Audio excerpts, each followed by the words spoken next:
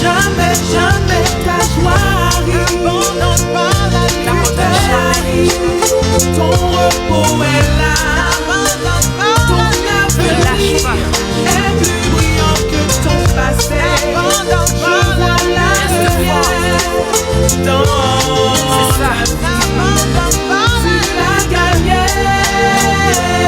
N'abandonne jamais, malgré les problèmes de ta vie. Garde la paix par celui qui te fortifie. Et sois certain que ton avenir est entre ses mains, que tout ira bien, ne t'inquiète pas du lendemain. Faut pas lâcher, toujours persévérer.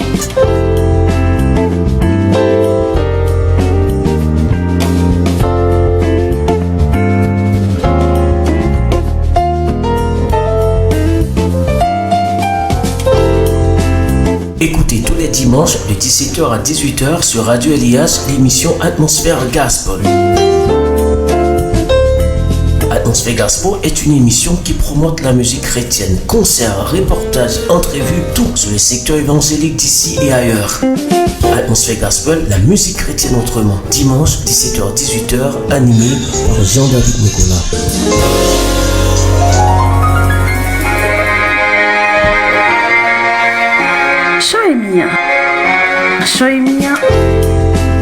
Écoutez tous les dimanches de 17h à 18h sur Radio Elias l'émission Atmosphère Gospel. Atmosphère Gospel est une émission qui promote la musique chrétienne. Concerts, reportages, entrevues, tout sur les secteurs évangéliques d'ici et ailleurs. Atmosphère Gospel, la musique chrétienne autrement. Dimanche 17h-18h, animé par Jean-David Nicolas.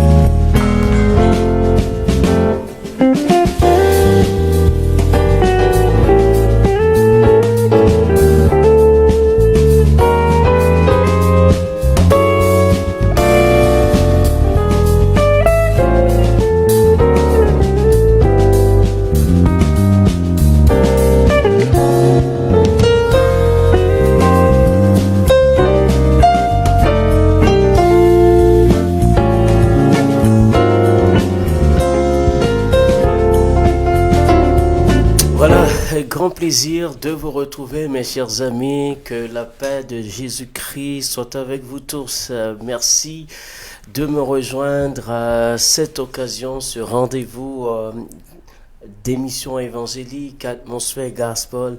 Merci à vous tous qui êtes présents. Merci à vous qui allez et partager cette émission et qui allait permettre à d'autres personnes de vivre ce qu'on fait aujourd'hui, parce que on sait bien, une émission évangélique, ça demande beaucoup par rapport à d'autres émissions, parce que ce que nous faisons doit être toujours sérieux, parce que nous sommes en affaire avec un grand Dieu. J'espère que vous avez bel et bien passé la semaine, très bonne semaine en Jésus-Christ. Vous avez été au travail, vous êtes de retour. Bien, merci à vous. Je vous prie d'ores et déjà de partager cette émission. On va passer un très très bon moment ensemble avec de la bonne musique évangélique, l'information. Et aujourd'hui, on reçoit une invitée. C'est une femme, mais c'est une pasteur. On va parler beaucoup des femmes à l'église et c'est un plaisir quand nous recevons et ce genre d'invités. Donc je vous demande de nous suivre à travers cette émission et de nous envoyer toujours vos suggestions. À rappeler que cette émission, vous pouvez la suivre sur YouTube, notre page YouTube Atmosphère Gospel. Vous pouvez suivre toutes les autres émissions qui ont eu déjà lieu à Radio LIH. Merci, mon nom c'est Jean-David Nicolas. Mais si vous nous suivez sur Facebook, c'est David Leroy. Donc c'est plus facile pour vous. Merci cet après-midi. Nous louons le Seigneur. Bienvenue à cette émission. On est sûr que nous allons pouvoir passer un très bon moment ensemble et j'en suis sûr que le moment que nous allons passer ensemble, c'est un moment que vous allez tout à fait apprécier. Je remercie RD Révolution. Bien, c'est cette boutique qui supporte Madame Katou, qui supporte toujours cette émission. Je salue déjà les amis qui me rejoignent, Franz Delis, puis Charlie Lalanne. On va passer un bon temps. D'abord, je vous invite à écouter avec moi je vous invite vraiment à écouter avec moi cette sélection. J'en suis sûr que vous allez vraiment apprécier ce que Dieu a fait pour nous.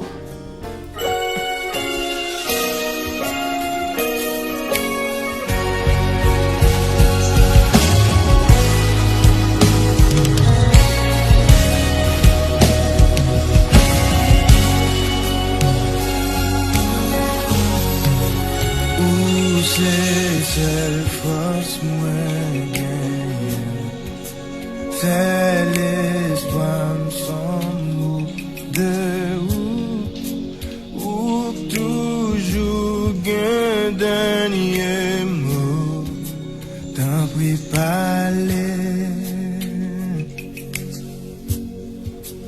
ou c'est oxygène ou indispensable pour moi.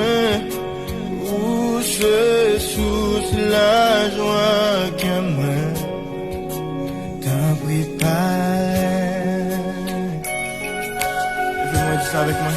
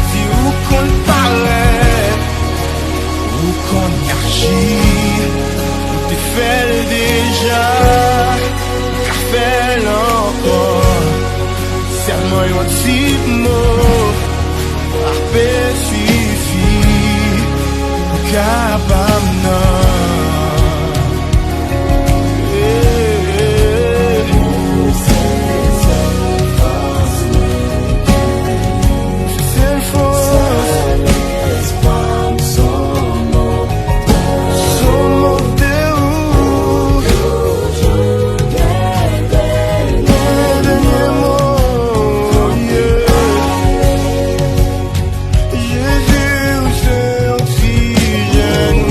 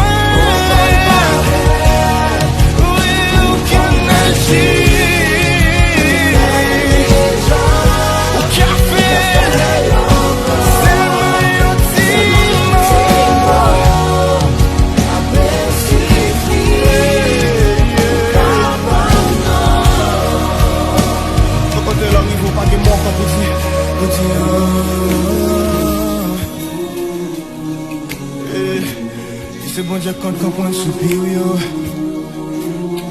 C'est bon Dieu comprenne son pas qu'à dire yo. Trop fort pour yo. Son pas qu'à parler yo. Jésus, dans mon petit carton nous qu'on y a. Dossier immigration carton nous.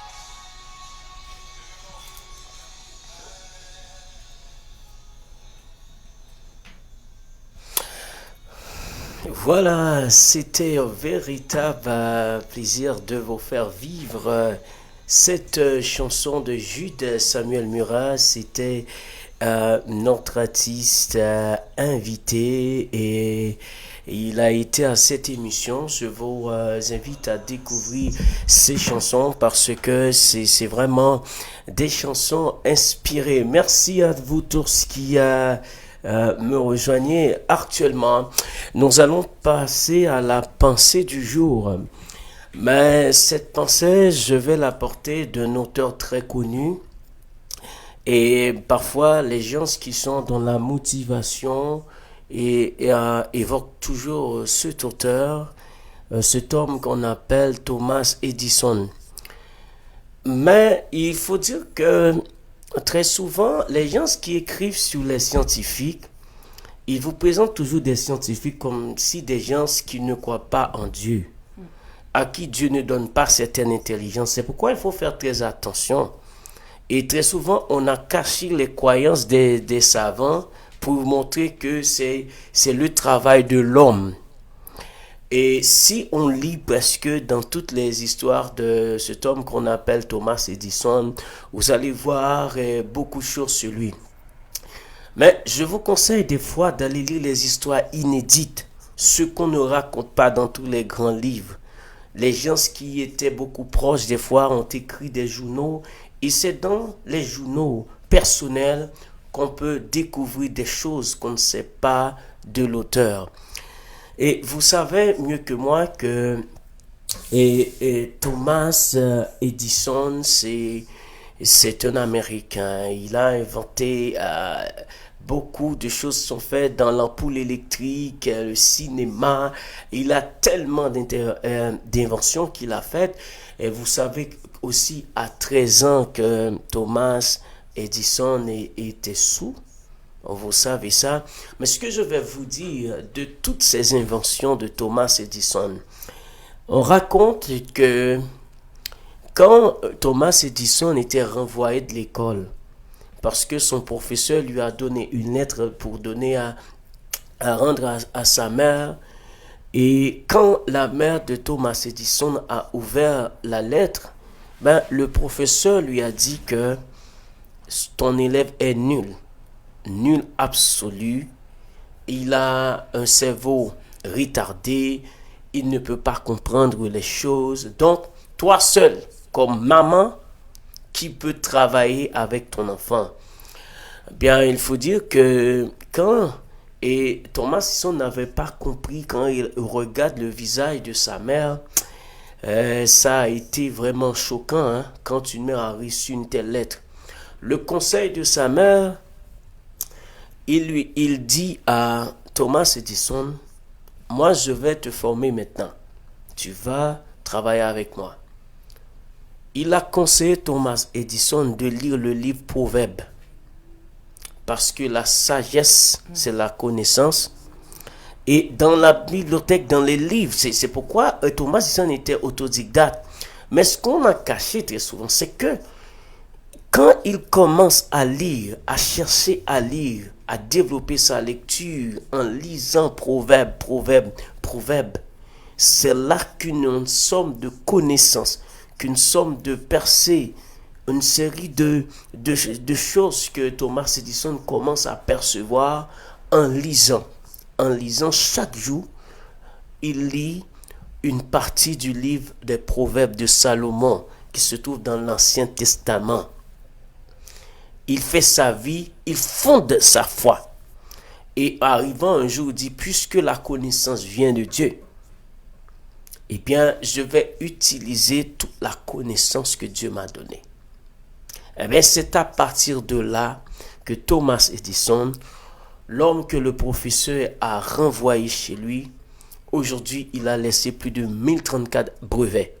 Beaucoup d'inventions, c'est exactement ça.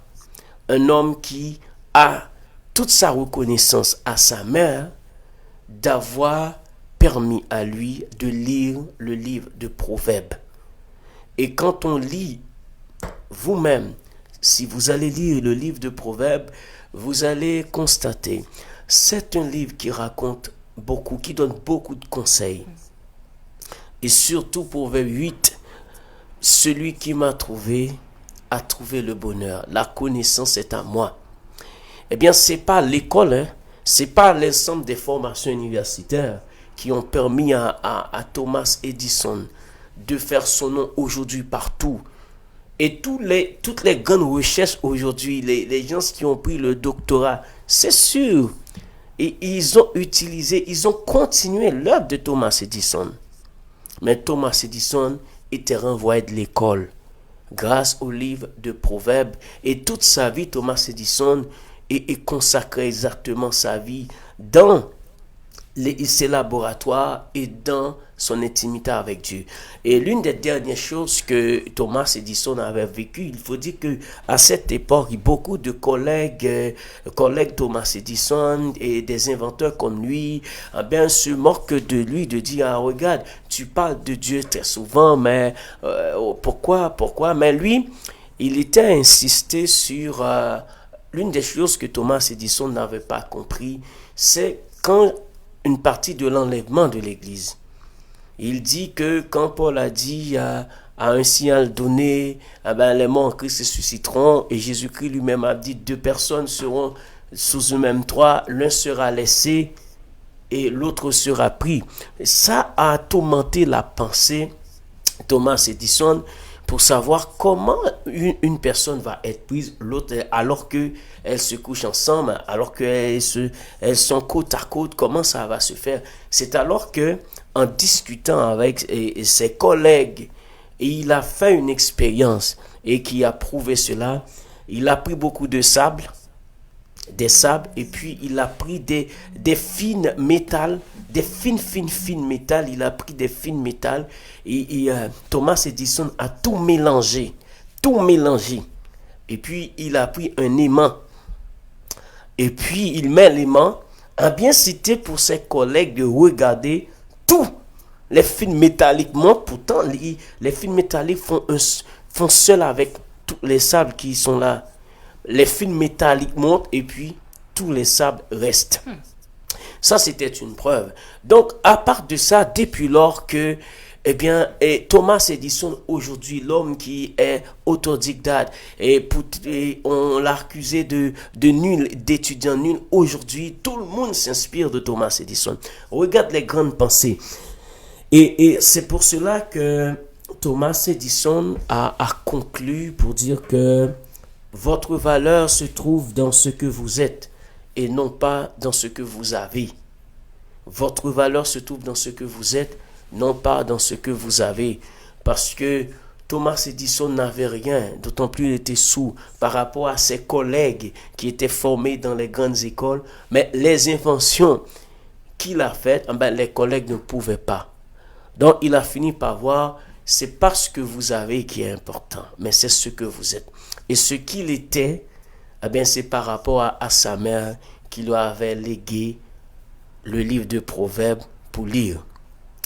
C'est une façon pour dire à vous tous qui me suivez en ce moment, et Dieu n'a pas besoin, vous n'avez pas besoin d'être un très grand dans ce monde pour Dieu faire de grandes choses avec vous.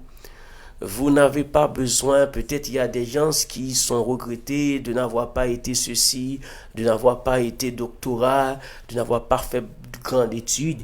Et parfois les gens pensent le fait qu'ils ne font pas de très grandes études, c'est un échec pour leur vie. Mais si nous regardons Thomas Edison, vous allez voir, c'est pas un échec.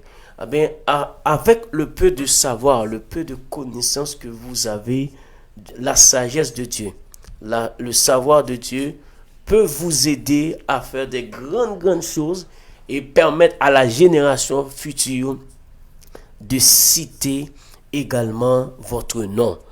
Donc ce n'est pas seulement Thomas Edison, il y a beaucoup d'auteurs que vous avez mieux que moi qui n'ont pas eu un très bon passé en termes de formation, de savoir, mais aujourd'hui à l'école, à l'université, partout, leurs noms sont cités.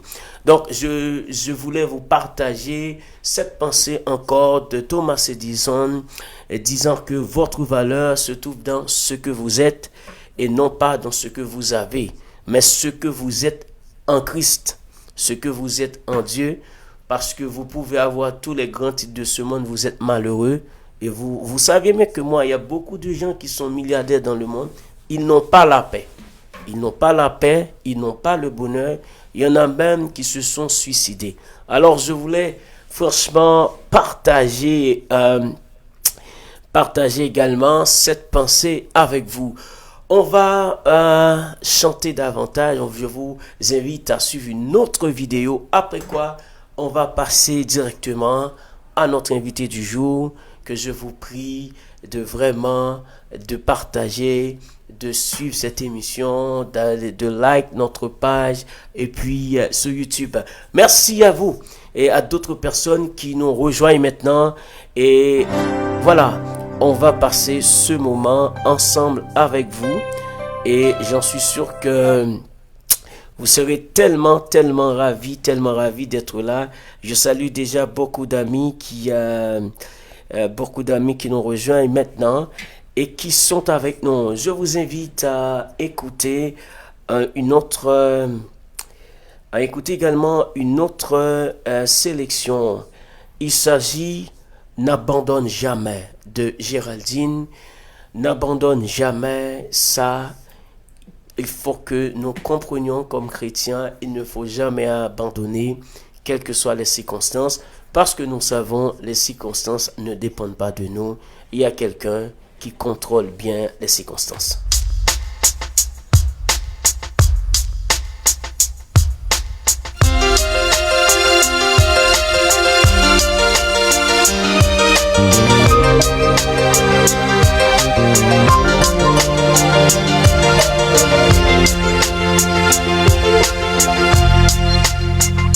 Parfois la vie te paraît si triste, tout est sombre, c'est le désespoir, tu ne sais où aller, ni vers qui te tourner.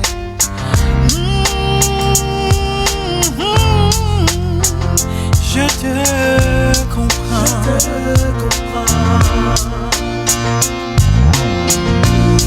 Tout te siffle à l'oreille que tu ne faut rien sache bien que c'est faux. Ne te laisse pas tromper. Tu ne peux pas croire que tu es inestimable. Mais oui, tu l'as, c'est sûr.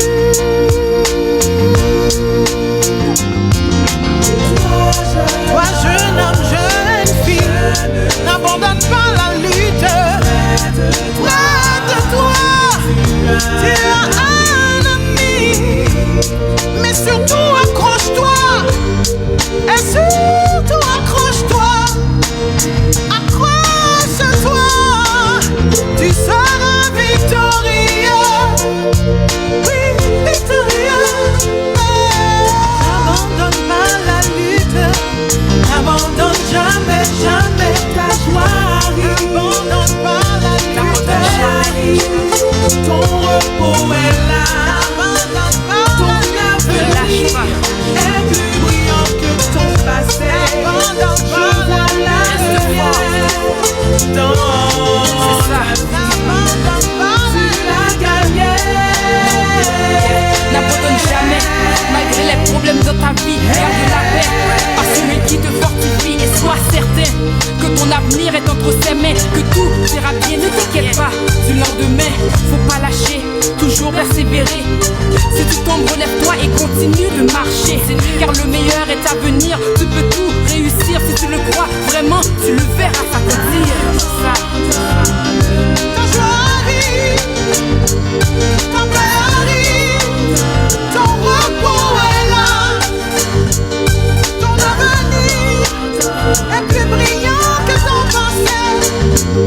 Ta paix arrive, ta joie arrive, ton repos est là. Je vois la lumière dans ta vie, n'abandonne pas. Ta joie arrive, ton repos est là.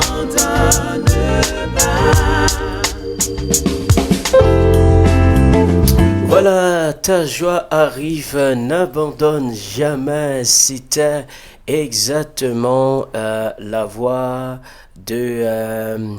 C'était exactement la voix de Géraldine, une artiste évangélique qui nous a apporté cette sélection. Merci à notre artiste Marlene Tony qui est là, petite Chrisla, Marie-Daline et puis RD Révolution et supportez-nous. Bon, aujourd'hui, c'est un plaisir comme je vous ai annoncé. J'ai l'honneur de recevoir une pasteur et très souvent on toujours croit que les hommes sont les pasteurs, toujours des hommes qu'on voit pasteurs, mais aujourd'hui c'est un peu assez très spécial de recevoir également une pasteur avec qui on va parler du ministère des femmes à l'église et puis il y a beaucoup d'autres choses on va essayer de découvrir et c'est pasteur Mylène Gilles. Pasteur, bonsoir pasteur, Dieu vous bénisse, merci de répondre à notre invitation pasteur. C'est un plaisir et un privilège. Merci, serviteur, de m'avoir invité. Je suis honorée d'être là parmi vous. En fait, pasteur, je dois te dire, au moment que tu entres dans la salle, franchement, ton sourire, tu apportes pour moi ton sourire, tu apportes une sorte de grâce, Amen. Une sorte de beauté. Et franchement, je fais l'émission, mais je dis Dieu merci. Hein. Nous avons vu que les créatures de Dieu mettent leur beauté pour louer le grand Dieu. Absolument, absolument. C'est avec plaisir. Bon, et moi, quand j'ai vous abordé, pasteur, parce que je me suis dit que c'est important quand on écoute une femme pasteur, c'est pas quelque chose qui est facile de trouver une femme pasteur. Et sinon que, bon, ce que je sais, c'est Joyce Meyer et internationale que je vois comme une femme qui prêche tout le temps devant un large public. Mais quand je regarde ici et je fais des recherches, alors pas trop de recherche, mais j'ai vu c'est toi et qui est avec ce titre pasteur, donc je me suis dit c'est important. Alors pasteur, bien avant que nous nous partagions également le sujet, est-ce que vous pouvez nous faire une brève présentation de la personne? Salutations à tous. J'aimerais encore une fois vous remercier pour le privilège d'être ici. J'aimerais remercier le Seigneur Jésus-Christ aussi pour cette opportunité. Mon pasteur principal, pasteur Mathieu Essesele de l'ambassade du Christ. Merci de m'avoir permis d'être là ce soir. Alors, mon nom est pasteur Myrlène Jean-Gilles. Là, il faut que je parle de moi. Alors, ça, j'aime pas trop, mais je vais devoir me présenter. J'imagine que le public veut savoir un peu qui je suis. C'est ça. Je suis une amoureuse de Jésus-Christ. Okay. C'est ça le début de ma vie. J'ai connu le Seigneur très tôt. Je viens d'une famille chrétienne, mais comme on parlait tout à l'heure, ça ne veut pas dire qu'on est né de nouveau si on vient d'une famille chrétienne, mais j'ai connu le Seigneur très tôt. Je me rappelle avoir donné ma vie au Seigneur, j'avais peut-être 8 ans, dans une conférence d'enfants à mon église baptiste de l'époque. Et j'étais un enfant toujours passionné du Seigneur, et mes profs d'école du dimanche pourraient vous le dire, je les tyrannisais constamment des questions sur la parole de Dieu, une soif de la parole de Dieu extraordinaire. Mais le service commence lors de mes 17 ans, ici à Montréal, pour ceux qui se rappellent, qui étaient là, qui ne sont pas trop jeunes, peut-être plus jeunes que moi, vous n'êtes peut-être pas conscients, mais dans les années 90, il y a eu un réveil ici à Montréal, au Québec, et j'étais issue de ce feu-là, 95. Pour ceux qui connaissent, c'était le temps de Moon Fou pour Jésus-Christ. 95 était l'année du choix ultime. On a commencé à évangéliser partout dans les cégeps, dans les écoles. Et à partir de ce mouvement-là, le feu du Seigneur est vraiment resté sur moi. Et on a fait plusieurs croisades, plusieurs choses se sont passées, des âmes sont venues à Christ.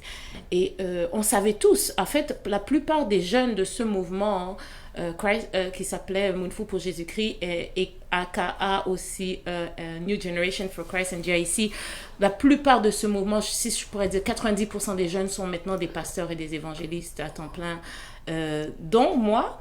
Et je me rappelle qu'à cette époque, plusieurs, on est allé se former. Et moi, j'ai été me former à la FTE, la Faculté théologique évangélique, où j'ai reçu ma formation théologique. Et ensuite, la mission a commencé tout de suite après. J'ai fait plusieurs pays où on établissait des églises, en Europe, en Afrique, un peu partout dans le monde. Donc, c'est ça mon parcours. Mon parcours, c'est d'aimer Dieu, de servir Dieu. Et bien entendu, j'ai été reconnue comme pasteur, pas parce que je me suis autoproclamée pasteur, mais parce que j'ai été reconnue par le collège d'anciens qui ont vu en moi le don de pasteur et la potentialité et le ministère pastoral en moi. Et c'est comme ça que j'ai été nominée pasteur. Et c'est vraiment intéressant, un parcours très riche, pasteur.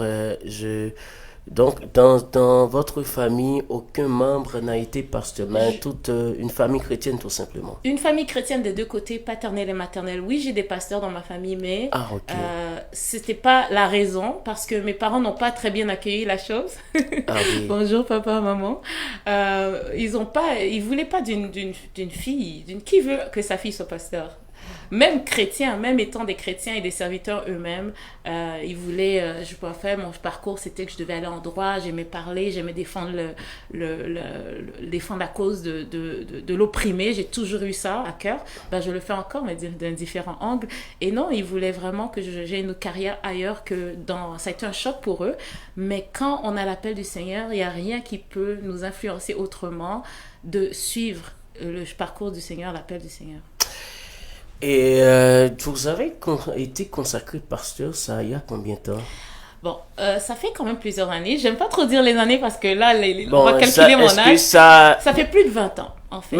Mais quand je vous regarde, pasteur, vous êtes très jeune, mais j'ai pensé, vous allez dire, vous avez 27 ans. Oui, j'étais consacrée à 7 ans, c'est ça. Ma première église où j'étais, parce que j'ai été aussi un pasteur. Présentement, je suis pasteur assistance à l'église de l'ambassade du Christ, Christ Embassy Church, qui est un ministère international, sous le révérend pasteur Chris Oyakilome, un homme de Dieu assez spécial, on en reviendra. Mais j'ai eu ma première assemblée en 2000. 2007, je me rappelle, Ok. où j'étais pasteur principal. Ensuite, j'ai relégué après une dizaine d'années à mon assistant qui est encore jusqu'à présent, l'église est en fonction à Montréal. En fait, je pense que j'étais pionnière de l'église francophone, c'est un ministère anglophone. J'ai vraiment fondé la première église francophone ici au Québec. Et là, il y a peut-être 4-5 églises. Waouh. Ouais. C'est vraiment un ministère très riche. Et vous vous donnez totalement au ma travail vie, de c'est Dieu. Christ. Ma vie, c'est Christ. J'ai pas d'autre définition, pas d'autre raison d'exister, pas d'autre raison de respirer que de servir Dieu. Bon, et pasteur, quand nous regardons la communauté haïtienne, la communauté évangélique haïtienne, moi, j'ai grandi, j'ai vu, c'est très difficile pour une femme être pasteur. On sait qu'il y a même à l'intérieur du secteur évangélique de notre communauté, on entend souvent qu'on dit qu'une femme ne devrait être pas pasteur, et parce que l'appel du pastorat, ça revient à un homme. On voit c'est difficile. Il n'y avait pas un exemple dans la Bible où on avait vu une femme qui a été et pasteur. Et mais vous, et quand vous regardez ça, mais qu'est-ce que vous dites dans tout ça? Est-ce que vous voyez que une femme ne devrait être pas pasteur? Vous voulez vraiment que je réponde ouais, à oui, ça? moi, je voudrais savoir parce que, Ma comme je vous dis, position, dans ok. la communauté haïtienne D'accord. surtout. Bon, je vais parler du pastorat ou du ministère. Le ministère, si vous voulez qu'on en Oui, parle, oui, on va oui, en oui, parler. oui, oui. Dans notre communauté, j'aimerais dire premièrement que le ministère de la femme ou le ministère pastoral dans le corps de Christ est en majoritairement reconnu dans le monde. Et il y a beaucoup de femmes pasteurs dans le monde. Là, Oui, on se oui. concentre sur Oui. notre communauté parce qu'on veut Oui. l'enrichir. Notre Oui, communauté est une communauté de gens qui aiment le Seigneur passionnément. Et on voudrait enrichir cette communauté. J'aimerais commencer. Si on veut en parler, on va en parler. C'est sûr que c'est pas une étude approfondie, mais j'aimerais faire un petit survol Yeah. sur la femme dans le ministère, si vous me permettez, Oui, serviteur. d'accord. Ok, premièrement, on voit déjà, on doit comprendre bien sûr que la Bible a été écrite dans des contextes qui n'étaient pas toujours ceux que Dieu voulait. Ça, Ok. on doit l'accepter. Par exemple, la Bible a été écrite par des hommes, dans un contexte d'hommes. Et puis, pas juste ça. Il y avait la polygamie autour de ça. Il y avait toutes sortes d'agissements ou d'attitudes que n'est pas nécessairement plaisaient à Dieu. Dont un qui était vraiment le fait que c'était un monde dominé par les hommes. Donc, ça, je ne pense pas en faisant la lecture des Écritures que la volonté de Dieu était que le monde soit dominé et soit dirigé que par les hommes, mais c'était le cas, entre autres, de d'autres pratiques que Dieu a ensuite démontré qu'il était contre. Mais si on regarde que malgré le contexte masculin qui a donné naissance aux Écritures, on voit que la Bible reconnaissait des ministères de femmes. Par exemple, le roi Josias va faire appeler la prophétesse Hulda pour avoir de l'instruction, pour savoir qu'est-ce que Dieu dit. Donc si parmi tous les hommes du royaume d'Israël, il fait appeler une femme, c'est que cette femme avait un don, une capacité. Une prophétesse, c'est quelqu'un qui prêche l'évangile, qui établit les vérités de Dieu. Et à l'époque de l'Ancien Testament, c'était la voix de Dieu. C'était pas une interprétation de la voix de Dieu, mais c'était la voix de Dieu. Puis si on continue, on va voir qu'il y avait Déborah qui était juge, qui était la femme la plus haut placée en autorité, que ce soit politique ou spirituel à cette époque-là, qui était respecté, et un des seuls juges qui n'a aucun reproche. Donc, qui a fait un bon travail ministériel. Donc, la Bible, on voit qu'il y a toujours eu des femmes de Dieu, même lorsque la société ne voudrait qu'il n'en ait pas, quand même, il y avait des ministères féminins qui naissaient. On peut aussi remarquer que Jésus était aussi entouré de femmes. Les premières prédicatrices de l'évangile, c'était des femmes. Celles qui ont dit il est ressuscité, c'était des femmes. Ouais. Et on peut dire quand Jésus était par terre, on nommait que les femmes le suivaient. Il y avait plusieurs femmes qui étaient disciples autour de Jésus et qui étaient mentionnées dans le narratif. Et une des choses qui avait choqué beaucoup, c'est que Jésus avait permis à une femme de s'asseoir à ses pieds. Maintenant, encore une fois, s'asseoir à ses pieds, vous allez me dire, mais qu'est-ce que ça veut dire, s'asseoir à ses pieds? C'est pas s'asseoir à ses pieds pour juste caresser ses pieds. Dans le monde de l'époque de Jésus, à cette ère-là, s'asseoir aux pieds d'un maître voulait dire, je suis ton disciple. Ok. Parce que Jésus, qui avait des disciples, ce n'était pas le seul maître qui avait des disciples. C'était Socrate avait des disciples, tous les philosophes, tout le monde, tous les maîtres qui avaient le rang de maître avaient des disciples. Et le signe, le symbole de laisser une femme s'asseoir à ses pieds, c'était grand. C'était grand de dire, je permets qu'une femme soit mon disciple parce que ce n'était pas permis, mais Jésus l'a permis. Donc là, on continue. On voit aussi que le prophète Joël va prophétiser sur la présence du Saint-Esprit à l'Église et va dire, vos filles et vos fils prophétiseront. Waouh! Première fois que ça arrive où un prophète prend le temps de dire, voici, le Saint-Esprit va venir. Mais là, ça sera quelque chose de spécial. Okay. Vos filles et vos fils prophétiseront. Donc, quand le Seigneur prend le temps de faire en sorte qu'on comprenne que les filles sont incluses dans le plan du Saint-Esprit, ce n'est pas une petite chose. Et on va maintenant parler de Paul, parce que c'est à Paul qu'on dit qu'il a parlé un peu contre le ministère des femmes, tandis que c'est un des apôtres, et c'est l'apôtre le plus avancé, le plus précurseur au niveau du ministère de la femme. Et tout à l'heure, tu as dit quelque chose, tu m'as dit, la Bible ne démontre pas qu'il y ait des femmes au ministère. C'est totalement faux. Le Nouveau Testament en regorge de femmes au ministère. Si tu veux, si tu me laisses le temps, je vais nommer quelques-uns. Paul en parle. Paul en parle dans Romains 16. Allez lire Romains 16 au grand complet et vous allez voir le nombre de collaboratrices. Vous savez, pour nous, peut-être dans notre communauté haïtienne, ça veut peut-être pas dire grand-chose les noms parce que ce sont des noms grecs. Et on peut-être pas évident pour nous de savoir que c'est une fille ou c'est un homme. Mais je vais vous en nommer quelques-uns. Phobé où Paul va dire c'était la servante responsable d'une assemblée dans Romains 16. Ça a été traduit par le mot diaconesse aujourd'hui, mais en fait, elle était la responsable de cette assemblée-là. Alléluia. Et le mot utilisé lorsque Paul s'adresse et parle de phobé, c'est le même mot servante qu'il utilisait quand lui se nommait lui-même en tant que serviteur de Dieu. Donc, ce n'était pas... Il la considérait absolument comme une servante de Dieu. Et tout le long de Romains 16, on voit qu'il parle de Priscilla et il parle de son mari. Mais il y a quelque chose que les gens disent, oui, mais c'est un couple, ils étaient ensemble. Mais il y a quelque chose qu'il faut souligner, c'est qu'il parle de Priscilla ou Prisca avant. Il nomme la femme avant de nommer Aquilas. Ce qui n'est pas normal.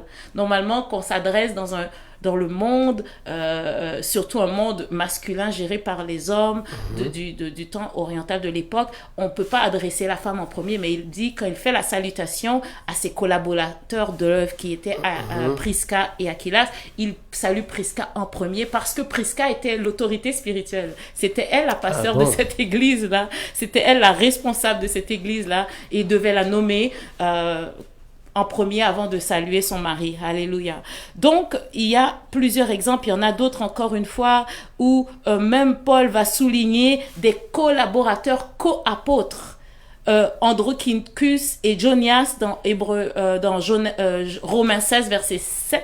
Donc, Jonias, qui est un nom féminin, où ce que l'apôtre Paul va parler de ses collaborateurs dans l'œuvre, qui font l'œuvre ensemble, et il a nommé Junias, qui était une femme, comme une de ses collaboratrices de l'œuvre. Il va aussi parler dans Philippiens 4, versets 2 et 3, de Évodie et Syntyche, qui sont des femmes. Il va même le dire, c'était des fidèles serviteurs. Elles étaient avec moi, des compagnons d'œuvre, et il parle d'elles au féminin et il appelle ces deux sœurs des compagnons d'œuvre. Je ne vais pas continuer parce que je ne vais pas endormir tout le monde. Tout ça, c'est pour dire qu'il y a des mentions. Paul fait mention de femmes dans le ministère, de femmes co-apôtres, de femmes responsables d'église. Il va mentionner des femmes avant leur mari qui étaient responsables d'assemblée. C'est tout au long des épîtres. Pasteur, il faut dire que la question qui revient toujours dans ça, c'est quand vous prenez Paul, et on a dit c'est le même Paul qui avait demandé aux femmes de ne pas prendre la parole dans les assemblées de Dieu, de être formées en silence par son mari. J'aime ça. Et donc, c'est dans ce contexte que beaucoup de pasteurs d'hommes que j'ai échangé souvent, ils ont dit que la femme voit une femme pasteur et je ne veux pas dire... je vous laisse Frères et répondre. sœurs, amis et collègues, tous ceux qui m'entendez, s'il vous plaît, entendez cela. L'apôtre Paul, le plus grand apôtre, qui a écrit le plus grand nombre d'épîtres, n'est pas un homme, il n'est pas schizophrène. Il sait ce qu'il fait. S'il peut nommer des femmes en tant que responsables, quand il parle aussi de la femme, on va parler des 3 passages où on peut penser que Paul est peut-être met la femme de côté. On va parler des contextes l'arrière-plan de ces textes-là, très brièvement. C'est pas un cours biblique, mais ça peut vous donner une puce à l'oreille. Ok, il y a 3 textes où Paul parle et ça peut faire une petite controverse et peut-être penser qu'il veut que la femme soit à part. Premièrement, on va parler rapidement du voile. Lorsqu'il parle du voile, c'est dans 1 Corinthiens 11, verset 5. Et il dit, et je ne vais même pas entrer totalement dans le texte, mais je vais vous donner le background du texte. On parle ici de Corinthe, la ville de Corinthe, qui est sous l'empire grec. Et dans la ville de Corinthe, qu'est-ce que ça voulait dire le voile? Pourquoi parle-t-il du voile? Et demande aux femmes chrétiennes de se voiler. C'était une ville où on servait la déesse Aphrodite, la déesse de l'amour, la déesse de la sexualité, dont il y avait un temple érigé. C'était la déesse que les gens servaient en majorité, et un temple érigé avec plus de 3000 prostituées. Qu'est-ce que ça veut dire, ça? Ça veut dire que leur manière de servir, c'était de faire des orgies sexuelles. Et Paul va dire aux femmes, maintenant, comment les gens dans la société de Corinthe de l'époque distinguaient une femme de bien, une femme de valeur, une femme mariée, c'était par le voile. Le voile, maintenant, distinguait celles qui servaient Aphrodite et qui étaient soit des prostituées ou soit des adeptes d'Aphrodite, ou soit des femmes qui se mettaient à part, soit parce qu'elles étaient mariées ou parce qu'elles menaient une vie propre devant Dieu. Donc, c'était pour ça qu'il disait, à ce moment-là, femme de l'Église, voilez-vous, montrez que vous appartenez soit à un mari ou que vous menez une vie pieuse. Vous avez une vie pieuse. Donc, c'était ce que ça voulait dire. Eux comprenaient. Et même quand Paul fait l'allusion, il dit celles qui ne se valent pas, c'est égal à celles qui rasent leur tête. Mais si aujourd'hui on parle de raser sa tête, il n'y a aucune insulte à raser à une femme. Il y a des femmes qui se coupent les cheveux à la garçonne. Et aujourd'hui, ça ne veut rien dire. Mais à cette époque, se raser la tête voulait dire tu es une prostituée. Parce que c'était le signe même qui démontrait qu'on servait Aphrodite et qu'on était une prostituée dédiée à Aphrodite. Donc, se raser la tête, c'était comme Paul leur dire si tu ne fais pas ce que je te dis, te voiler, ben, tu es égal à une prostituée. Mets-toi à part. Et comment on peut appliquer cette recommandation aujourd'hui? Oui, la parole de Dieu est la même. Aujourd'hui, ça veut dire femme. Comment t'habitues? Est-ce que tu mets ta bague de mariée? Est-ce que tu essaies de paraître comme une célibataire? Est-ce que tu mènes une vie qui ressemble plus aux filles du monde ou tu mènes une vie qui ressemble à une vie à la vie chrétienne? C'est l'application aujourd'hui, elle est encore bonne, mais il faut que ça veuille dire quelque chose. Et ça ne veut plus dire quelque chose aujourd'hui de porter le voile. Ça ne symbolise pas nécessairement qu'on s'est mis à part pour Dieu ou qu'on n'est pas une prostituée. C'est pas le cas ici aujourd'hui au XXIe siècle et en Occident. Donc, on prend la vérité qui en découle, mais on comprend qu'il y avait un contexte et Paul a très bien fait de dire aux chrétiens de cette époque de se voiler. Alors, pasteur, définis pour moi, essaie de définir qu'est-ce qu'un pasteur. Oui, on va parler de ça. Et qu'est-ce qu'un pasteur? Bon, qu'est-ce que le ministère? Le ministère, c'est l'action de servir. Un pasteur, un pasteur, c'est un berger. C'est celui qui va nourrir la bergerie.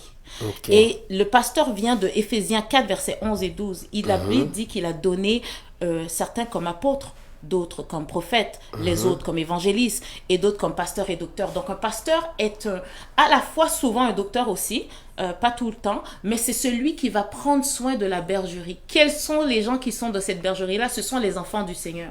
Donc un pasteur est appelé à prendre soin des brebis du Seigneur en leur donnant la parole, en les conduisant dans leur croissance spirituelle, en les gardant en Christ.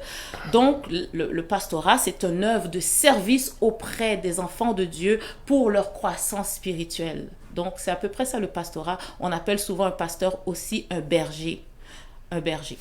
Ou un père ou une mère, oui. Donc, ça veut dire que le fait que c'est un berger qui prend soin de ses troupeaux, qui a une œuvre, donc une femme peut peut avoir la capacité de prendre soin d'une assemblée, parce que quand on sait qu'il y a beaucoup de responsabilités en être pasteur, être disponible pour les fidèles et beaucoup de choses, et souvent, donc, votre conclusion, c'est qu'une femme peut bien diriger toute une assemblée.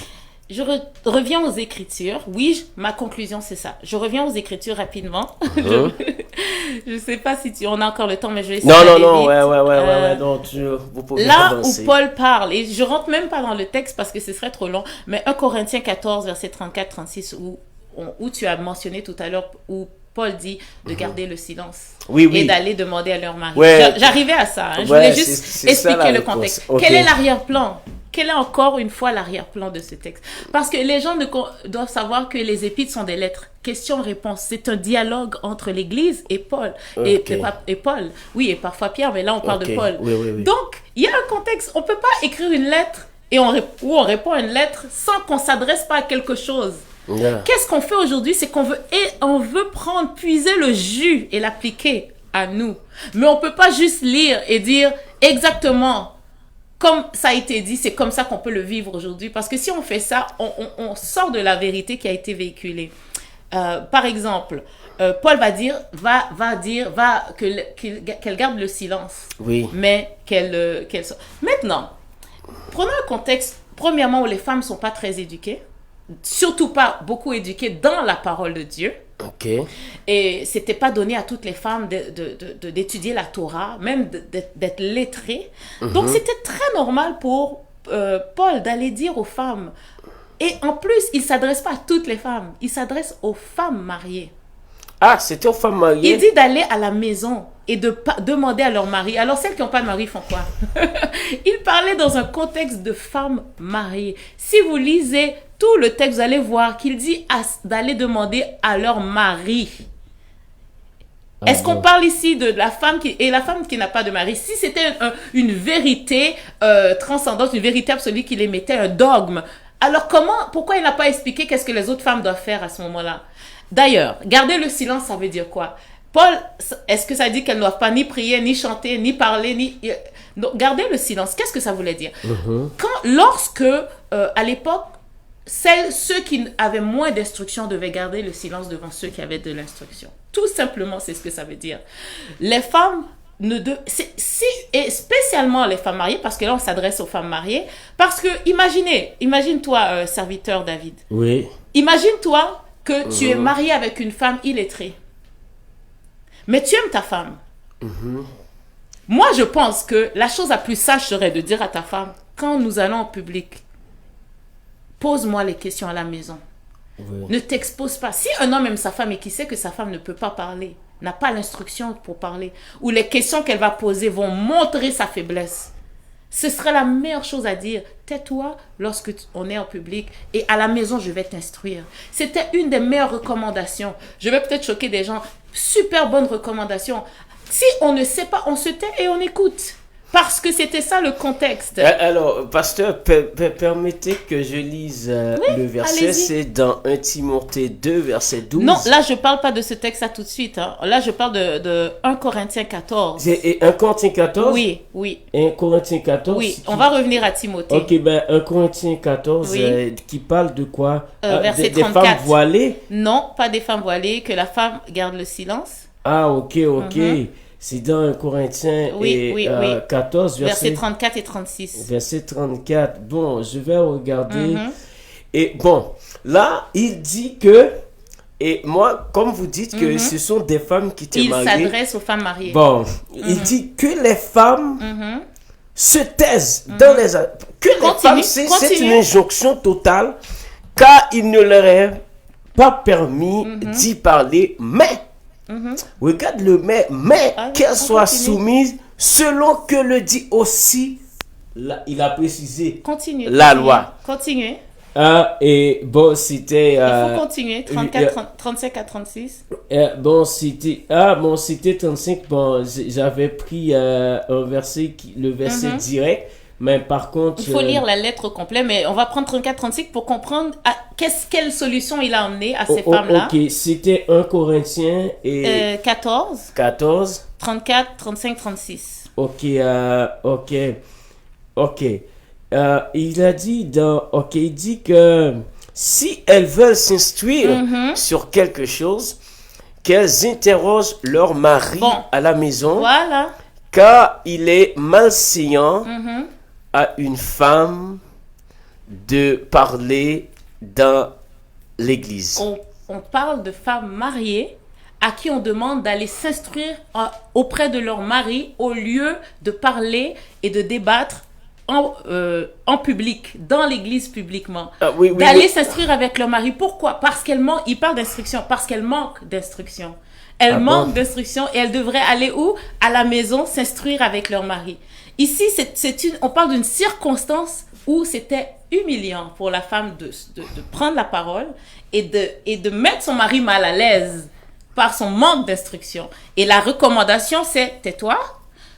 La sagesse me dit, c'est mieux pour toi, au lieu de prendre la parole et de dire des choses que tu ne devrais pas dire, va maintenant prendre l'instruction auprès de ton mari. C'est ce que la recommandation de Paul.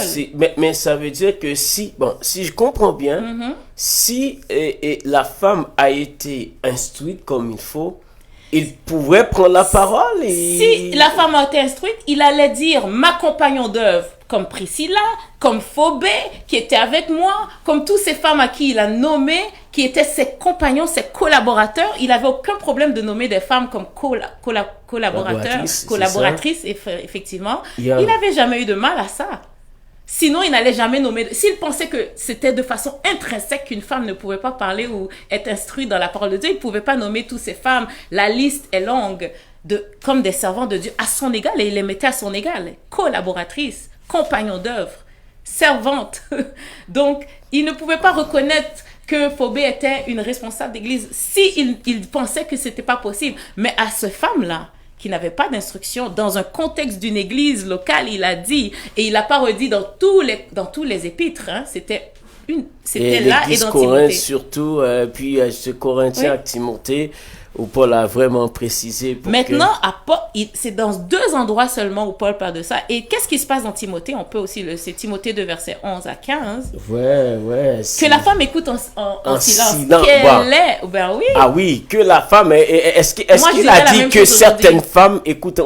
Et comme si la femme, c'est pour la femme entière. Est-ce que c'est toute la femme entière? Mais il n'y a aucun problème pour moi à ce qu'il dit ça, mais ce n'est pas cohérent à tout son message. Ce n'est pas cohérent à toutes les écrits pauliniennes. Il pose une action en tant que pasteur, en tant qu'apôtre, en tant que conducteur. Moi, je prendrais aujourd'hui les mêmes paroles que je serais à l'aise à dire ça dans certaines églises. Quel était le contexte dans Timothée 2, 11 et 15 rapidement? Qu'est-ce qui se passait? Il y avait une crise. Si vous lisez tout, allez lire. Moi, je dis à tout le monde, au lieu de juste répéter des phrases. Non, mais je parle de lire tous les épîtres. Tous les épîtres, tous les épîtres de Timothée. Allez lire 1 et 2. Allez lire qu'est-ce qui se passe. En fait, vous allez vous rendre compte qu'il y a un problème avec Timothée, c'est qu'il y a des faux docteurs qui sont entrés dans l'église. Et tout au long, Paul donne des recommandations, comment empêcher ces faux docteurs-là de pénétrer, qu'est-ce qu'il faut faire. Et là, qu'est-ce qui s'est passé? C'était quoi l'arrière-plan? C'est que ces femmes-là c'était beaucoup des veuves et des femmes qui avaient des maisons sans mari. Ça, c'est le contraire. C'est des femmes qui avaient laissé des faux docteurs faire des services et ouvrir des églises dans leur maison et qu'elles étaient sous une mauvaise influence. Beaucoup de ces femmes-là avaient fait pénétrer des fausses doctrines dans l'église. Et Paul va répondre en disant, vous allez maintenant, taisez-vous et arrêtez tout cela. Allez prendre l'instruction. Et il va encore leur dire d'aller prendre l'instruction, d'aller se faire instruire. Si tu veux, tu peux lire. Ouais, je crois que si je ne me trompe pas... Il dit d'aller maintenant se faire enseigner en pleine soumission, en silence. Je pourrais dire la même chose aujourd'hui à certaines femmes. Ne vous laissez pas séduire par des fausses doctrines. Prenez l'instruction Et n'allez pas mettre... Vous savez, ça fait longtemps quand même qu'à Montréal, je suis dans l'évangile. J'ai vu toutes sortes de choses se passer. J'ai vu des gens faire des réunions de groupes dans leur sous-sol, sans formation, donner toutes sortes de directions, de fausses doctrines. Et j'aurais bien aimé que Paul vienne dire à ce genre de femmes ou à ce genre de ministère, tais-toi, assieds-toi et prends l'instruction. Tu veux lire? Ouais, si dans 1 Timothée 2, à partir du verset 10, tu dit... verset 11. Ok. À partir du verset 11, que la femme écoute l'instruction en silence avec une entière soumission. Je ne permets pas ici à la femme d'enseigner ni de prendre de l'autorité sur l'homme, mais elle doit demeurer dans le silence, car Adam a été formé le premier, Ève ensuite. Mais à la fin, il a dit que et ce n'est pas Adam qui a été séduit, c'est la femme qui séduite s'est rendue coupable de transgression. Attends, à la fin, il dit, elle sera néanmoins sauvée en devenant mère si elle persévère avec modestie dans la foi, dans la charité et dans la sainteté. Absolument. Effectivement, il est en train de faire une exhortation, une correction très sévère envers... Et il parle de séduction parce que c'était vraiment cela. Une femme qui se laisse influencer par des fausses doctrines et qui essaie de prendre l'autorité ou l'avant-plan de la mauvaise manière, cette correction est encore la même aujourd'hui. Tais-toi, écoute et prends l'instruction que tu dois prendre. Et effectivement, il y a un rappel à Ève qui s'est fait influencer. Vous savez, ici, on parle encore de femmes qui n'ont pas l'instruction qu'il le faut et qui veulent quand même prendre de l'avant. Je ne vais jamais dire que toutes les femmes sont appelées au ministère. Je ne vais jamais dire que toutes les femmes doivent être des pasteurs. Allez-y, ça prend un appel, ça prend une formation. Mais si on a l'appel et la formation, et que Dieu nous valide, il n'y a aucune... De la même manière que Paul travaillait avec des femmes, et les appelait ses partenaires et ses collaboratrices, nous sommes aussi des partenaires dans l'œuvre de Dieu, avec Dieu de la même manière. Mais s'il y a aussi des femmes qui veulent aller dans des fausses doctrines et s'élever contre leur mari, s'élever contre l'autorité, elles doivent être aussi reprises de la même manière et on va leur dire de se taire. La rébellion dans l'église n'aura jamais sa place. Et il traitait quelque chose. Encore une fois, tu lis ça, mon serviteur de Dieu, comme si Paul faisait un décret. Il ne faut pas oublier que ce n'est pas un décret qu'il est en train de faire. Il est en train de parler d'une circonstance. Il y a une action qui a été posée qui a fait qu'il a répondu à cela. Bon, pasteur, c'est vraiment c'est vraiment un très bon débat. Et maintenant, cette question, est-ce que quelqu'un peut être appelé pasteur sans qu'il ne fasse pas de l'étude en théologie? Est-ce que l'appel doit marcher avec une étude en théologie? L'appel, c'est Dieu qui le fait. Ok. Et ça n'a rien à voir avec des études en théologie. Par contre, ça a à voir avec de l'étude de la parole de Dieu.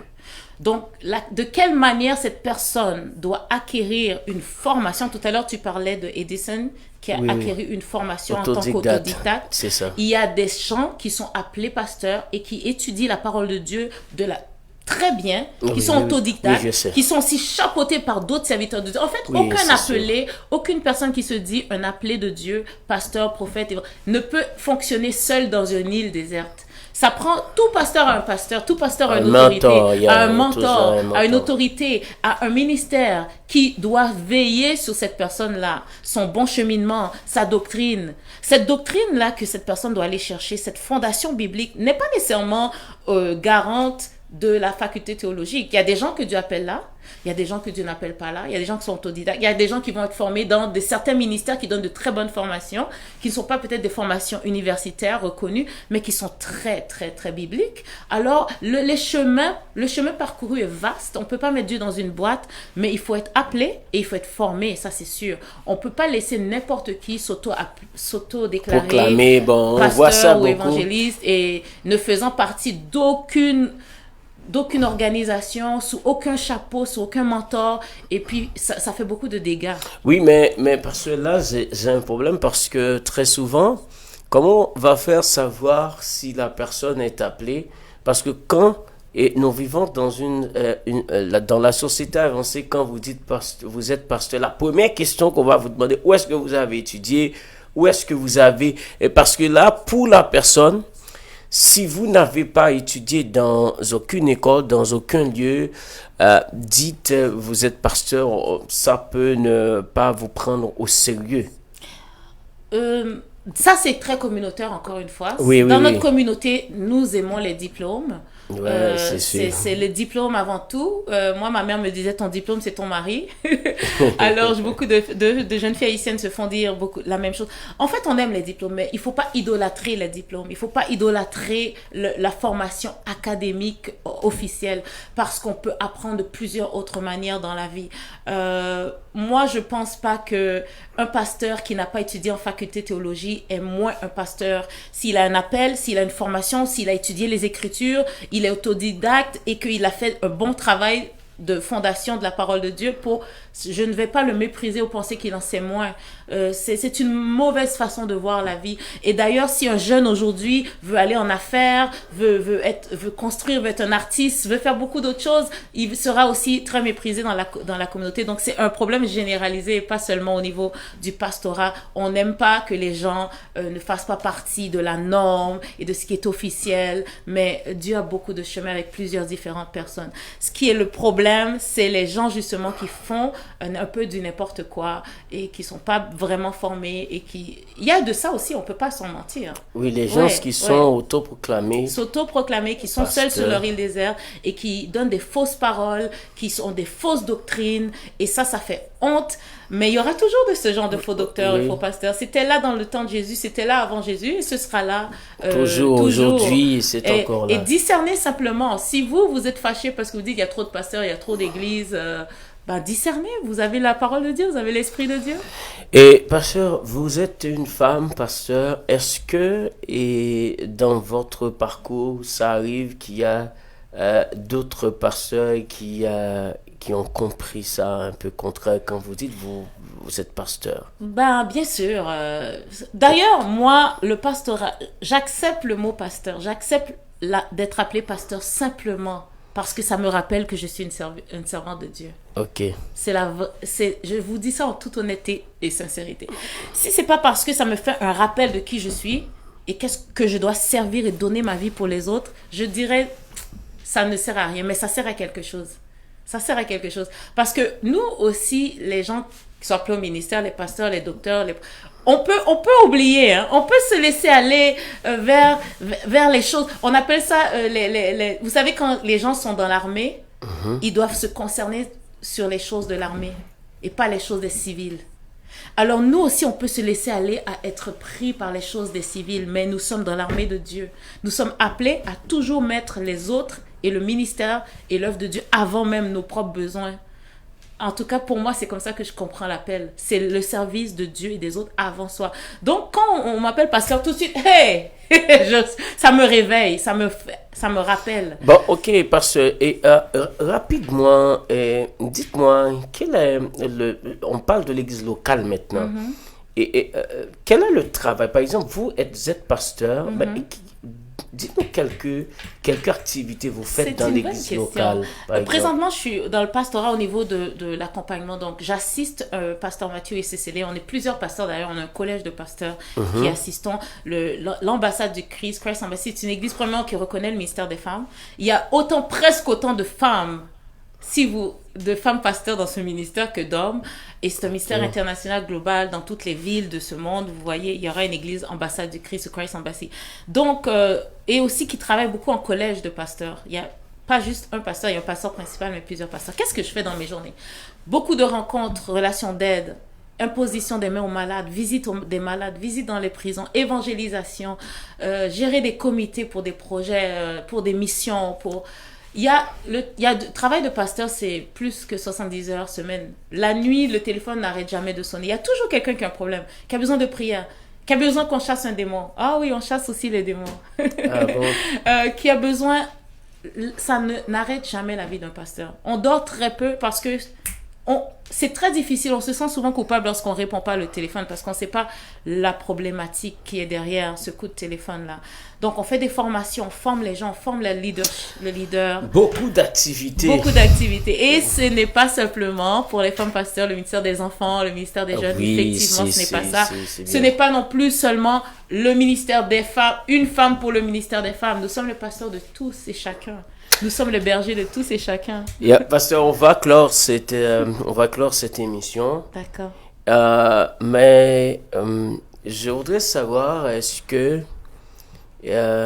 qu'un pasteur, dans la condition normale, doit travailler, ou est-ce il ou elle doit dépendre de l'Église pour prendre soin de sa famille, dans les conditions normales, je parle?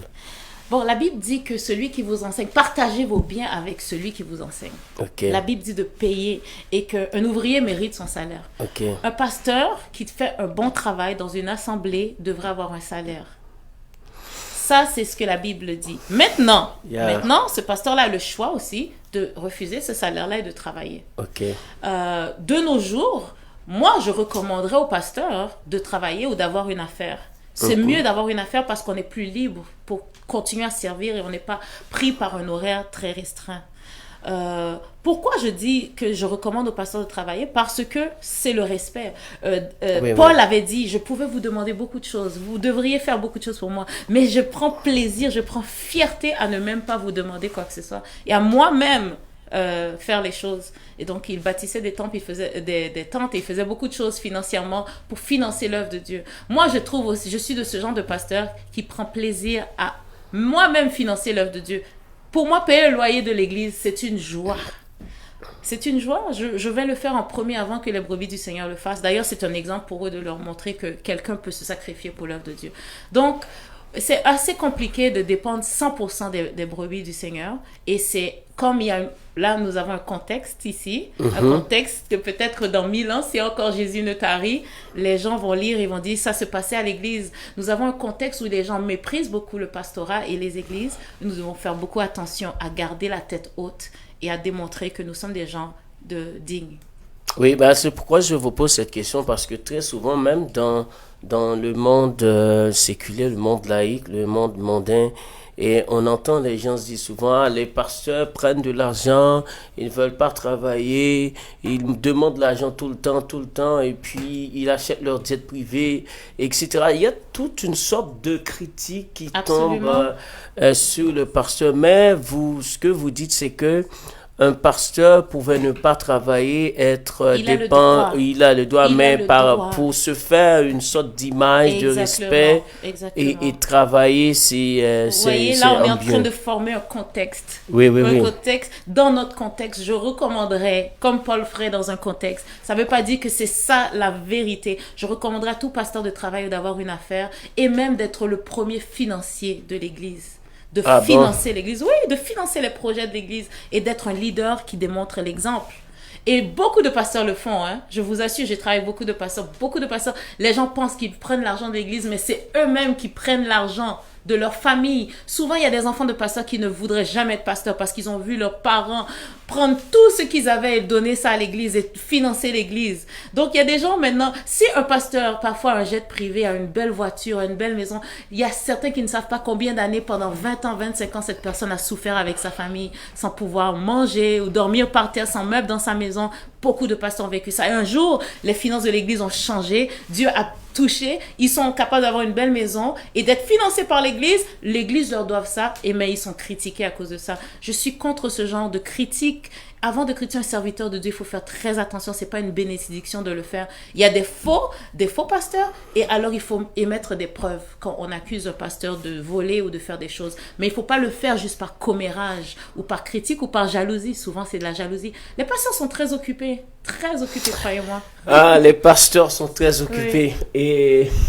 Et bon, c'est la dernière question. Et pasteur, et aujourd'hui, nous faisons face à un évangile de prospérité et parce que tous les pasteurs prêchent cet évangile et pure prospérité. Donc, on voit même, ça fait de grandes discussions Et ça même arrive dans les tribunaux du monde, des pasteurs qui... Bon, est-ce que vous partagez cet évangile de prospérité qu'on prêche aujourd'hui ou qu'est-ce qu'il faut comprendre dans l'évangile de prospérité? Bon, je n'aime pas le mot évangile de prospérité. Il y a la prospérité dans l'évangile. Ok. Ça fait partie. Et ce serait hypocrite. Qui veut rétrograder dans la vie? Parce que le contraire de prospérité, c'est rétrograder, non? Ok. Qui veut rétrograder? Qui ne se lève pas pour aller travailler? Tous ceux qui se lèvent, qui sont qui m'écoutaient, tout auditeur, qui se lève pour aller travailler? Vous vous levez tous pour aller travailler, donc vous êtes tous pour la prospérité. Ok. Vous voulez avoir les moyens, vous voulez donner les moyens à vos enfants. Donc c'est normal, c'est sain de vouloir avoir de l'argent. C'est normal. La Bible dit que l'argent est une défense. L'argent répond à beaucoup de problèmes. Parfois, il y a si tous les enfants de Dieu ont de l'argent, est-ce qu'il va encore avoir de la pauvreté dans ce monde? Est-ce qu'il y aura des enfants, des malheureux, des orphelins qui vont crier jour et nuit pour du pain s'il y a des enfants de Dieu qui ont de l'argent? Donc, l'argent est important et elle doit tomber dans les bonnes mains. Un des problèmes qui se passe aujourd'hui sur la terre, c'est que l'argent est trop dans les mauvaises mains. Mettons l'argent dans les bonnes mains, des gens qui ont un bon cœur, et on va voir beaucoup de choses vont se passer sur la terre. Alors, je crois à la prospérité dans l'évangile. Mais par contre, la prospérité dans l'évangile, c'est que nous, comme l'apôtre le dit, comme Jean le dit, de prospérer comme l'état de son âme prospère. Il est impossible de prospérer à part si on va voler ou on va faire quelque chose de mal, mais prospérer en Dieu, c'est à contrepartie lorsque notre âme prospère. Et comment notre âme prospère? Elle prospère dans la parole de Dieu. Elle prospère dans la consécration. Et qu'est-ce qui va se passer? L'argent ne va pas tomber du ciel. Nous aurons des idées, comme Edison qui méditait sur le livre des Proverbes. Tout à l'heure, j'ai été très édifiée. Qu'est-ce qui s'est passé? Il a eu des idées, son cerveau s'est ouvert, ses capacités se sont multipliées. Et là, ça a créé une prospérité. Bon, et pasteur, c'est beaucoup de choses qui sont dites, hein, et je prends le soin de saluer certains amis, et merci à Gisli, et merci à Kingdom X Radio, Borel Rencher, et Clarence Jeune, et Silence One, Marlene Tony, Jean-Baptiste Darline. Merci à tous ceux et celles qui nous fait le plaisir d'écouter. On a été vraiment enrichis. Hein. Vous avez beaucoup lu, pasteur. Je vois que vous lisez beaucoup. Hein. Je lis beaucoup, j'aime beaucoup lire. Et ça, c'est intéressant. Et maintenant, si quelqu'un dit qu'il veut avoir le service de pasteur Mylène Jean-Gilles, est-ce que tout le monde peut avoir votre service? Venez à notre assemblée, 8250 Mountain Site à NDG, ambassade du Christ. Venez passer par l'assemblée. Je préfère qu'on vienne me voir physiquement qu'on m'appelle par téléphone ou bien qu'on m'envoie un message. Montessa, c'est quelle zone? Montessa, c'est NDG, Notre-Dame de Grâce. Ah, côté anglophone, oui. C'est une église anglophone avec traduction francophone. Ah, ok. Il y a quand même beaucoup de francophones. Mais oui, venez nous voir. Appelez-nous. Allez sur Google Christ Embassy Montréal NDG. Et vous pouvez aussi aller sur Pasteur Mylène Jean-Gilles. Je suis sur Facebook. Envoyez-moi un petit message. Mais que ce soit dans un contexte où vous voulez vraiment quelque chose du Seigneur, je n'ai pas vraiment envie de message personnel, mais vraiment quelque chose de consistant. Oui, ça c'est super. Parce qu'on ne peut pas clore l'émission sans ces petites questions-là. Vous ne chantez pas? Si moi je chante? Oui. Tous les enfants de Dieu chantent, oui, non? mais vous n'avez pas le talent de chanter, non? Non, je fredonne. Ah, ok. Il y a des gens qui pensent que je chante, mais je fredonne. Moi, j'appelle ça fredonner, c'est pas du chant. Ah, ok. Donc, depuis quand avez-vous été en Haïti, pasteur? Oh, frère, pourquoi vous me posez des questions comme ça? Non, mais c'est qu'on doit terminer. Qui me gêne devant toute l'humanité, non, là. mais je dois quand même poser la question. Je ne suis pas encore allée en Haïti. Ah bon? Oui. Je suis une Haïtienne qui n'a pas encore été en terre natale. Ah, ok. Oui. Bon, mais je suis surpris, mais si je comprends bien, et votre créole n'est pas ok. Alors, vous comprenez créole, je mais... Je comprends très bien le créole, je connais très bien ma culture et mon histoire. Je suis une Haïtienne très fière d'être Haïtienne, une capoise.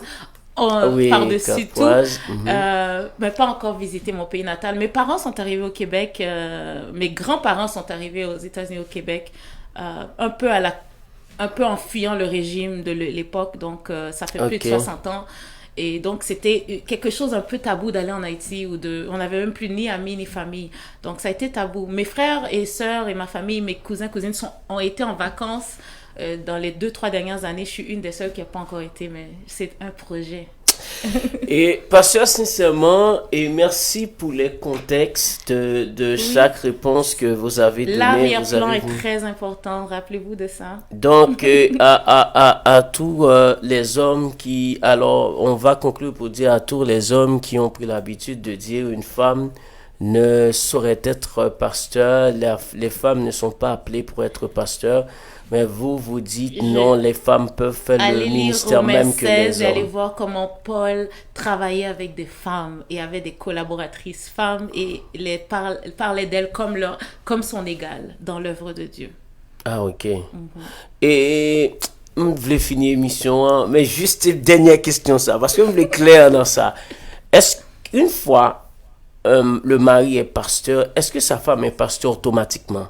Bon, c'est une question. C'est là la dernière question, et puis je ferme l'émission là. La dernière question. Tu veux qu'on coupe ma tête à Montréal? Non, pourquoi? Là, cette question est très importante. Elle est très importante. Parce que très souvent, moi, je vois ça. Je vois des pasteurs qui appellent leurs femmes des pasteurs, et quand j'ai fait des recherches pour dire, mais. Et quand même, être pasteur, il faut quand même des formations. Bon, c'est ce que moi, je pense. Toi, tu aimes beaucoup la formation. Donc, la formation est importante, mais tu sais, il y a des diplômes honorifiques, hein, n'oublie pas. Il y a des gens qui ont l'expérience et on reconnaît cette expérience-là. Oui, je sais. Bon, je dis qu'il y a un contexte à tout. Okay. Ce n'est pas blanc et noir. Okay. Lorsqu'un homme est pasteur et parfois sa femme est collaboratrice avec lui depuis des années, œuvrant dans la parole, dans la consécration, faisant les mêmes œuvres que lui fait avec lui, après un certain temps, elle est pasteur elle aussi. Elle fait l'œuvre d'un pasteur. Elle fait l'œuvre d'un pasteur. Oui. Donc, par rapport qu'elle fait l'œuvre du pasteur, elle est pasteur. Absolument, et je ne pourrais pas dire le contraire de cela. Et son mari même parfois va l'ordonner ou va demander qu'on l'appelle pasteur parce qu'il est conscient. Parfois peut-être lui-même il est découragé, lui-même il essaie d'aller hors de la foi. C'est elle qui le ramène. Alors dans sa conscience il sait que cette femme, celle qui soutient l'église, la vérité, celle qui jeûne pour les membres, celle qui me réconforte, celle qui me donne les messages. Vous voyez? Alors quand la femme du pasteur est finalement le pasteur veut qu'on appelle sa femme pasteur parce qu'il est reconnaissant de l'œuvre qu'elle fait que parfois les gens ne savent pas. Par contre, il y a aussi ceux que la femme n'est pas du tout pasteur. Ils savent que leur femme n'aime peut-être même pas le ministère, n'aime même peut-être même pas les brebis. Elle s'est mariée avec un pasteur parce qu'elle aimait le type. Elle n'est même pas consacrée et l'homme le sait, mais parce qu'il veut démontrer à l'humanité que la gloire du titre, je ne comprends pas quelle gloire qu'il y a dans ce titre-là parce que c'est pour le service. C'est pour le service. Mais parce que supposément, il y a certains gens qui pensent qu'il y a une gloire dans le titre, il veut qu'on appelle sa femme pasteur. Et ça, c'est mal. Si tu sais que ta femme n'est pas un pasteur et si tu sais que ta femme n'est pas consacrée et tu veux qu'on le fasse pour qu'on puisse faire des belles affiches et mettre pasteur so and so et pasteur ça and ça c'est un péché. Donc, c'est du cas par cas. C'est du cas par cas. C'est parce que vous dites beaucoup de choses. Est-ce que quelqu'un peut apprendre la théologie et puis il n'a aucune assemblée, il se déclare pasteur? Vous partagez ce genre de pasteur? Quelqu'un qui apprend la théologie est un théologien. Alors, mais je dois préciser. Je connais des gens qui ont fait 4 ans d'études en théologie. Bon, en sortant, ils se disent pasteurs. Mais est-ce que tout pasteur doit avoir une assemblée ou il peut être pasteur et puis c'est comme un papillon, il est là, si on l'appelle, est-ce qu'un pasteur doit avoir une assemblée? Premièrement, quelqu'un qui fait 4 ans en théologie est juste un étudiant de la parole de Dieu. Il a même à peine touché l'écriture, comme moi, à peine touché les écritures. On n'est que des étudiants de la parole de Dieu. Oui. Ça, c'est un. Et on est loin d'être des pasteurs lorsqu'on finit la théologie. On finit la théologie, on a étudié la théologie, on est étudiant de la théologie. Maintenant, être un pasteur, c'est un serviteur. C'est servir Dieu, c'est prêcher l'évangile, c'est gagner des âmes, c'est former des disciples, c'est faire le travail. C'est ça qui fait qu'on est pasteur. Et ensuite, on est reconnu. C'est la reconnaissance des pairs. On ne peut pas s'auto-proclamer ni pasteur, ni docteur, ni apôtre. Arrêtez de vous auto-proclamer. Ça doit être reconnu par des autorités spirituelles, nominées, ordonnées. Sinon, vous ne l'êtes pas. Et vous pouvez le dire jusqu'à la fin du monde, vous ne l'êtes pas. Il faut suivre les principes. Ça veut dire Mettez-moi qu'il faut à être part Paul ordonné. et à Barnabas pour l'œuvre que je les ai confiée. L'Église a reconnu. Et Paul est devenu apôtre Paul à cause de ça. Il n'était pas apôtre Paul avant d'être reconnu par l'Église. L'Église de Jésus-Christ a l'autorité de reconnaître les serviteurs et les dons de Christ. Donc, si quelqu'un n'est pas reconnu par les mentors, les autorités spirituelles, les anciens, il se fait autoproclamer. Il n'est pas un vrai, mais il n'est pas un pasteur ou un apôtre ou un évangéliste, peu importe, si tu n'es pas reconnu par les anciens. Et si tu ne fais pas le travail. Il faut faire le travail. Si tu es reconnu par les anciens parce que tu as des amis pasteurs, ça aussi c'est autre chose. Ok. Est-ce que tu fais le travail? Où sont tes fruits? Et à tous ceux qui disent qu'ils sont appelés, que personne ne les reconnaît pas, on ne me reconnaît pas, fais le travail tout simplement. Qu'est-ce que ça peut faire si l'homme ne te reconnaît pas? Fais le travail. Jésus va te demander quels sont tes fruits et pas si tu avais un titre. Merci, pasteur. Merci beaucoup. Serviteur de Dieu. C'est vraiment une entrevue édifiante. Je prends le soin de saluer pasteur Emmanuel Dessalines. Oh, il écoute? Bon, je vois pasteur, je sais pas, mais je vois pasteur Emmanuel Dessalines En tout cas, qui salut participe. pasteur et Emmanuel. Puis, Terkin Bogart et puis tous les autres amis. Et merci. Bon, pasteur, si vous avez un dernier conseil à donner aux femmes qui sont dans le ministère, dans le corps de Christ, quels seraient vos conseils, vos encouragements pour les femmes? Si tu es une femme et que tu sens l'appel au ministère, va te former, premièrement. Forme-toi dans la parole, deuxième. Et ensuite, fais l'œuvre. Fais l'œuvre. Je suis vraiment fatiguée avec les gens qui se disent qu'ils sont appelés, mais personne ne les reconnaît. Ce n'est pas le plus important d'être reconnu, c'est important de gagner des âmes, c'est important de former des disciples, c'est important de servir dans une église et de se soumettre à un serviteur ou une servante de Dieu, d'être soumis. Parce que celui qui cherche l'autorité doit être soumis à l'autorité. Donc si tu es une femme et tu as appelé au ministère, soumets-toi à une autorité, sers dans ton église, là où il y a un besoin, dans la prière, dans le jeûne, participe, donne ta vie. Et c'est en donnant ta vie pour l'œuvre de Dieu, pour les brebis du Seigneur, un jour, si Dieu le veut, tu seras reconnu. Et si tu n'es jamais reconnu, tu seras certainement reconnu par le Maître. Voilà, définitivement, merci. Et pendant que pasteur Emmanuel Dessalines, il faut... C'est mon papa. Ah oui, c'est votre père, mais il faut complimenter son assemblée parce que c'est très bien vu sur Facebook, très bonne technologie, pasteur. C'est pas juste très bien vu, la technologie que l'homme de Dieu, pasteur Emmanuel Dessalines, a amené, l'excellence qu'il a amené, c'est rien comparé au dépôt spirituel qu'il a à l'intérieur de lui. Oui, j'ai eu la chance de suivre lui et son des épouse. études. Oui. C'est des gens formés dans la parole, mais remplis du Saint-Esprit, je vous assure. Si vous avez des démons, allez les voir, vous serez délivrés. Si vous avez un problème, allez les voir. C'est important. Ils forment une assemblée de guerriers pour Christ. Ils se tiennent pour la vérité. En fait, il fallait pas me parler d'eux. Hein. Ok, merci. Bon, merci à tout chacun. Merci à vous tous qui avez suivi cette émission depuis son début jusqu'à la fin. Merci à vous tous. N'oubliez pas, vous pouvez suivre à nouveau cette émission sur la page Facebook Radio LIH. Et puis sur YouTube Atmosphère Gospel, sur la page YouTube Atmosphère Gospel, vous pouvez revoir et suivre cette émission. Ce serait intéressant. Et n'oubliez pas que vous avez fait le bon choix, le choix de servir Dieu dans des circonstances très difficiles. Et ça fait vraiment plaisir d'avoir appris beaucoup par le biais de cette la pasteur Myrlène et Jean-Gilles qui nous a vraiment apporté beaucoup de choses. C'est normal, il y a peut-être des choses que vous ne partagez pas, que vous partagez, ça arrive, mais l'autorité reste toujours la parole de Dieu. Amen. La référence, c'est la parole de Dieu. Donc, je vous souhaite de continuer à persévérer, à faire Dieu confiance. Ne laissez pas votre foi banalisée par des philosophies, par des gens qui apparaissent doctrines. Et il faut consolider votre foi davantage. Et je crois qu'il y a beaucoup de leaders de Dieu, beaucoup de révérends ici qui servent Dieu de manière fidèle et qui peuvent vous aider. Et c'est important d'avoir une assemblée. On comprend le contexte de la COVID. mais que la Covid ne vous Amen. refroidisse pas dans l'amour que vous avez pour le travail de Dieu. Et vous avez vu, même dans toutes les grandes persécutions, les gens ont toujours servi Dieu. Donc les persécutions ne peuvent pas arrêter les situations de ce moment, ne peuvent pas arrêter à vous qui êtes chrétiens de continuer à servir Dieu virtuellement en restant en contact avec votre assemblée et personnellement chez vous, parce que Dieu n'est pas seulement dans l'église locale, mais Dieu est partout. Il est chez vous, car il a dit, celui qui m'adore en esprit et en vérité. Amen. Merci à RD Révolution Cosmétique qui soutient cette émission, Madame Kato. Merci, et merci à vous tous, chacun qui a pris ce moment de suivre cette émission. Ça nous fait vraiment plaisir. Et le plus prochain rendez-vous, c'est dimanche prochain à 17h, si Dieu voulant.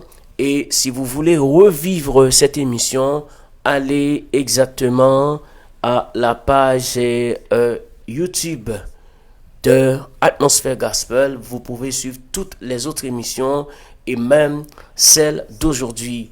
Que Dieu vous bénisse. Je vous souhaite de passer une très bonne semaine en Jésus-Christ et restez là, persévérez dans le Seigneur.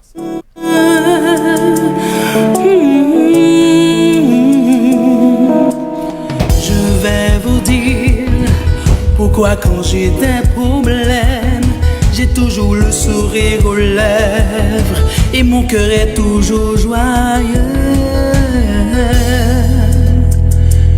C'est parce que mes problèmes ne sont pas mes problèmes. J'ai quelqu'un qui m'a promis de tous les porter pour moi. Il a dit, Junior, loue mon nom quand t'es dans la joie, même dans la tristesse, loue mon nom. Moi je te dis merci, merci pour la santé, dans la joie, même dans la tristesse, même dans la tristesse, je loue ton nom. C'est la raison pour laquelle je vis, la raison pour laquelle je vis, même si je suis malade et submergé de problèmes. Il m'a dit, loue mon nom et tu verras la gloire de ma puissance jaillir pour toi.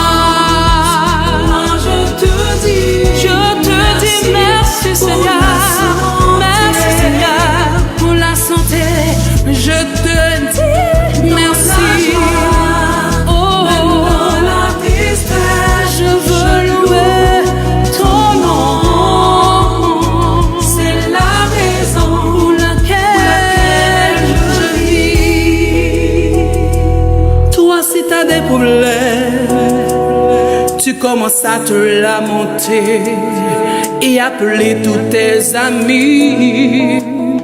Il a dit, venez à moi, vous tous qui êtes fatigués et chargés, je vais vous donner le repos. Juste louer en tout temps, en tout temps, en toutes circonstances. Moi, je te loue, Seigneur, je te loue, Seigneur, en toutes circonstances. Moi, je te loue, Seigneur, je te loue, Seigneur, en toutes circonstances. Oui, quand j'ai dans la tristesse, oh, même dans la tristesse, moi je te loue, Seigneur, je te loue, Seigneur, je te loue dans la joie, je te loue même dans la tristesse.